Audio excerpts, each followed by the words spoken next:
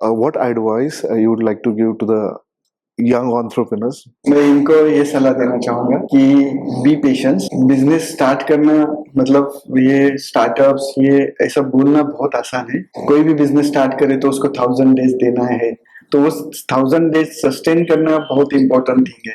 तो उसके लिए पेशेंस होना बहुत जरूरी है, और प्रायर उसके आपका बैकग्राउंड पूरा ग्राउंड नॉलेज होना, उसके लिए तैयारी होना बहुत जरूरी है। तो वो सारी चीजें लेके एजुकेशन ऐसा कुछ भी रूल नहीं है या फिर हो नहीं सकता कि ग्रेजुएशन के बाद इमीडिएट बिजनेस करना चाहिए कि नहीं करना चाहिए, करना भी चाहिए। जो भी नॉलेज लिया है उसमें अच्छे से नॉलेज लिया तो इमीडिएट स्टार्ट भी कर सकते हैं। स्टेप बाय स्टेप जाना चाहिए, मेरा यही कहना है। ऐसा मत सोचो कि इमीडिएट में स्टार्ट करूंगा और मुझे इतना फंडिंग आएगा इतना बड़ा करूंगा, नहीं, स्टेप बाय स्टेप जाने का सोचो।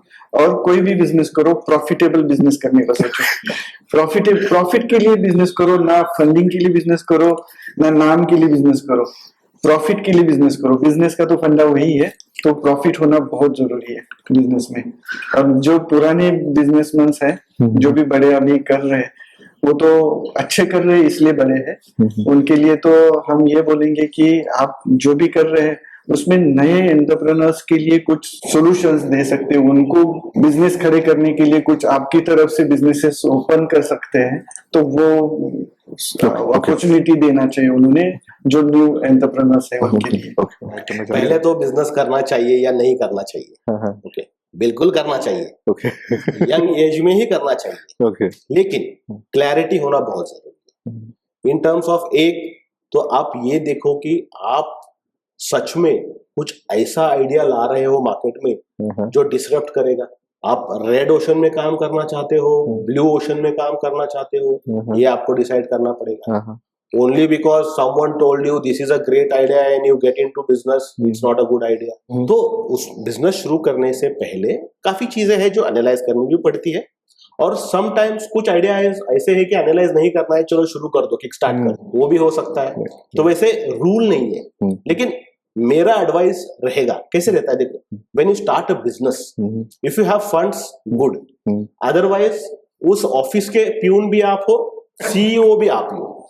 तो अगर वो करने के लिए तैयार है तो फिर कोई टेंशन नहीं है, घुस जाओ। या बिजनेस जब करना है तो इन अ वे आप देखो, एक तो आपको बिजनेस डेवलप करना है, दूसरा उसके बिजनेस के एस्पेक्ट्स क्या क्या है। ह्यूमन रिसोर्स उसका एस्पेक्ट है, मार्केटिंग एंड ब्रांडिंग उसका एस्पेक्ट है, फाइनेंस एंड अकाउंटिंग उसका एस्पेक्ट है। ये सारी चीज का कितना नॉलेज है, जरूरी है ये बोलेगा मेरे पास बहुत ही किक-एस आइडिया है और मैं ये काम करूंगा लेकिन मुझे फाइनेंस का कुछ पता नहीं है। वैसा नहीं होना चाहिए। बाकी कुछ पता नहीं हुआ तो भी चलेगा, फाइनेंस का पता चलना चाहिए, बहुत जरूरी है।